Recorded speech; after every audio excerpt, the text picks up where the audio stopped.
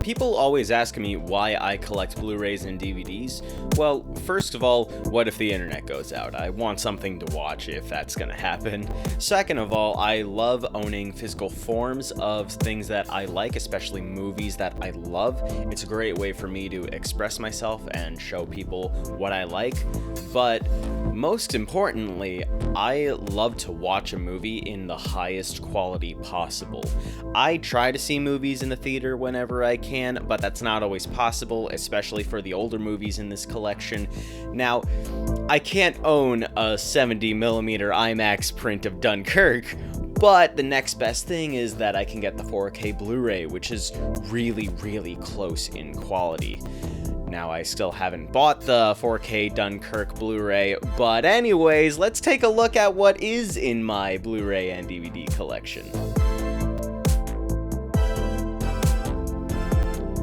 In total, I own 22 DVDs and about 37 Blu-rays, which isn't nearly as many as other people's collections, but these movies are near and dear to my heart. Most of them, at least, but I'm getting ahead of myself. So first, let's take a look at the childhood DVDs. Usually it'd be pretty rare when I would get to buy new DVDs. Usually we just rented from the good old Blockbuster near the end of their little dynasty. But, sometimes we did buy DVDs and we'd watch them whenever we were on vacation or something in the car. Movies like Speed Racer is a good guilty pleasure. School of Rock is a classic. I had no idea, but Richard Linklater directed that movie. That just blows my mind. Gadget Boy has no affiliation with Inspector Gadget, but, The Dark Knight, that is a movie that I watched on repeat with my friends back in elementary school. It was just great. And Mario and Heathcliff, man, I don't know if you guys can see it, but this disc, it is scratched to all hell. It's wonderful, but yeah, I lost the case for it too. But I keep it for sentimental value, to say the least. Now, all of these are movies that my dad showed me when I was pretty young, and eventually he just gave them to me so I can keep it in the collection. Predator is just a classic in action and suspense. That's really cool. The Sixth Sense has such a great atmosphere, and it's very, very creative in story. I don't care how many people say the first Friday the 13th is boring, but I love it. I really do. I don't care how boring it is. Midnight Express, I was probably shown at way too young of an age, but you know what? Now I have a stomach for it, and that's okay. Maybe if you guys have the stomach for it too, then you'll be able to handle watching this movie. Now, this collection of DVDs has a cool story behind it. The Blockbuster around me eventually closed down, but they had one more sale to kind of get rid of everything as much as they could. I was really bummed out at the store closing down, but my mom, she said a really cool phrase. She basically said, grab whatever you want, buy whatever you want, and I'll get it for you. I think that's the only time she ever, gave me no restrictions whatsoever. I bought a lot of DVDs that day, but these were the ones that survived the eventual spring cleaning getaways. These were definitely my favorites out of all of them. This is what is it? Right here is a collection of some episodes from Speed Racer the series. Ghostbusters is really influential for my style of comedy that I like to go with. You can't go wrong with the two movies that started off the MCU. And I don't care what anybody says, but The Karate Kid, better than the original. Now, contrary to popular belief, I actually still buy DVDs, but much less often than I used to. Usually, I get these because they're either a gift, or they're rare, or they're a really good deal. These two in particular were a really good deal that I got super cheap, and I just wanted to own the series of Doctor Who in some way, shape, or form, so I could watch it whenever I want. I don't mind necessarily that these two eras of the show were filmed in HD. It's not all that big of a deal to me in particular. This was a gift, and it was kind of like my payment for when I volunteered for a film festival. That was just an awesome day itself. Star Wars, this one is pretty rare, and it actually is the only DVD release that includes the theatrical versions of the original trilogy. And, Stranger Things, again, much like Doctor Who and Spawn, like, it was a gift, but I do not mind owning the series in this format at all. The packaging is awesome, and, yeah, the fact that I could watch the whole first season, that's really cool. I just own it. And last but not least, Mobile Suit Zeta Gundam. Again, it was cheap, and the loss of quality is not too bad when it comes to more modern releases for DVDs. And, this Godzilla 3-pack, it was $5, so I was just like, alright, why not? Now, the story of my Blu-ray collection starts off a couple years back. I went to a friend's house who started his own collection for Blu-rays, and he tried to convince me that Blu-rays just had better picture quality, but of course I didn't believe him at first. They were expensive. But then this guy showed me Scott Pilgrim vs. the World on Blu-ray, and, man, I was just amazed at how detailed, how crisp it was, and how colorful it was in particular. Man, I think the last time I saw that movie before that was probably on cable, so the picture quality jump was just, it was worth it to me. Now, I started questioning, why did it look so much better? How did they make it look so much better? So I started doing my own research, and from all that information that I learned, I started building my own collection. Now, everything that I learned making this collection, I'll be happy to share in a future video, like, all the terminology that these use, 4K, HDR. Well, I'll make a video explaining what all of those terms mean, but, through learning all this stuff, that was really the fun part, figuring out which Blu-ray looked the best, which Blu-ray had the best sound, and yeah, if you guys start a collection, trust me, you guys are gonna have fun figuring out all this stuff.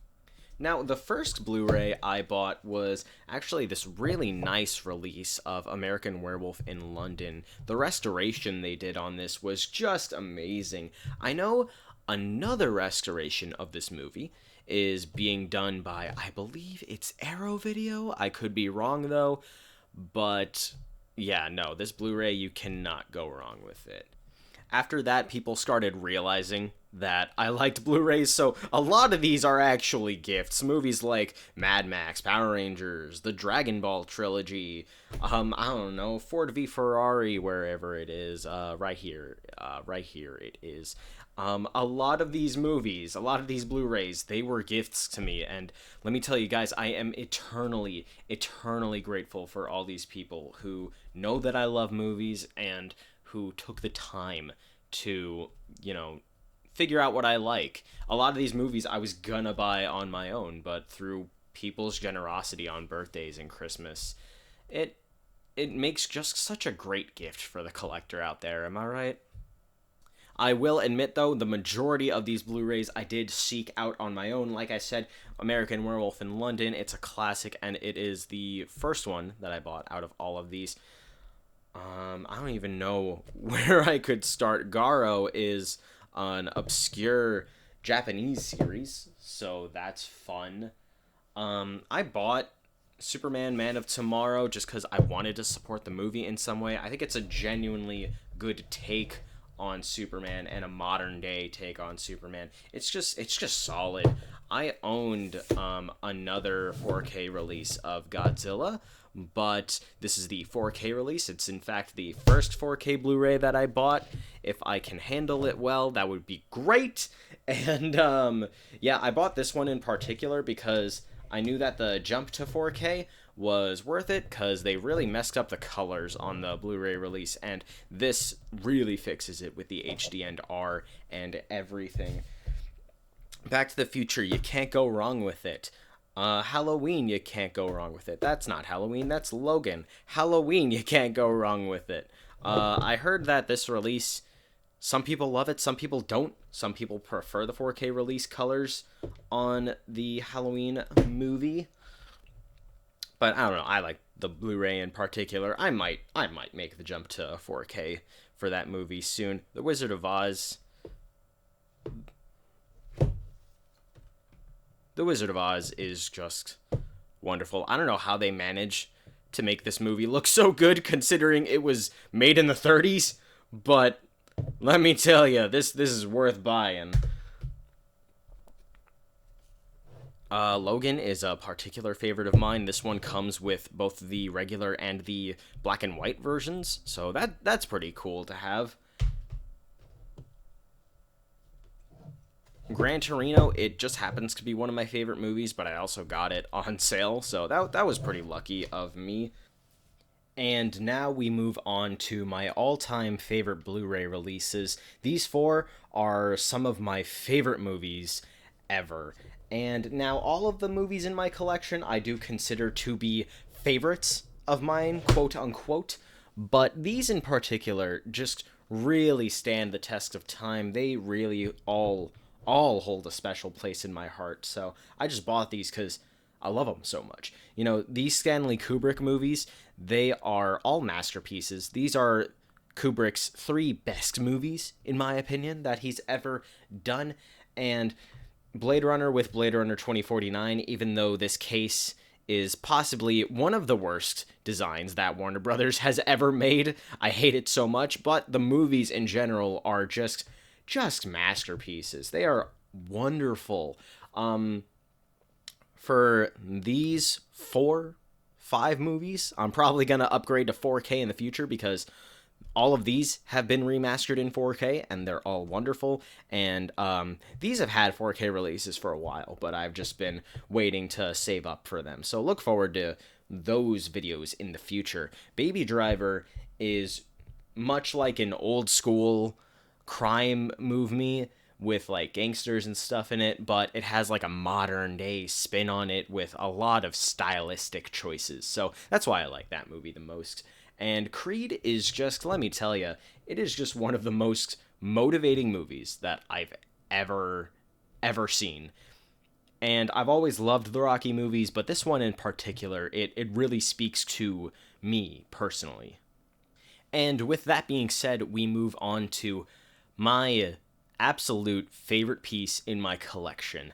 And that piece is, without a doubt in my mind, my Terminator 2 Mondo Steelbook. This is the Canadian Mondo Steelbook for Terminator 2.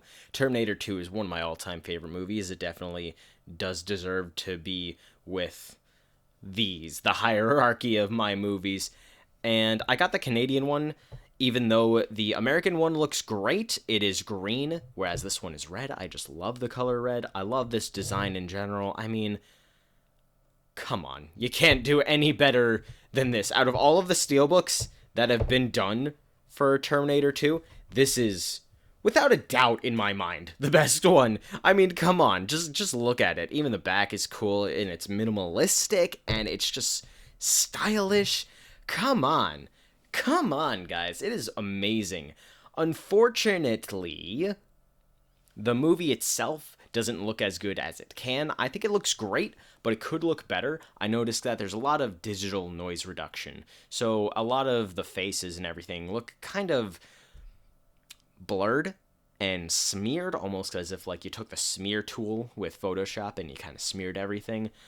But, you know, regardless, if they do come out with a better release for this movie, then I'll just take that disc and put it in this case, because this is, without a doubt in my mind, the best piece of my collection. So there we have it, guys. That is my Blu-ray and DVD collection. Let me know what you guys think about it in the comments. I tried to make it unique to myself, and I'm really looking forward to showing you guys my collection growing. If you guys are interested in seeing that, then be sure to check out the channel. Be sure to subscribe to the channel. And until then, I'll see you guys later.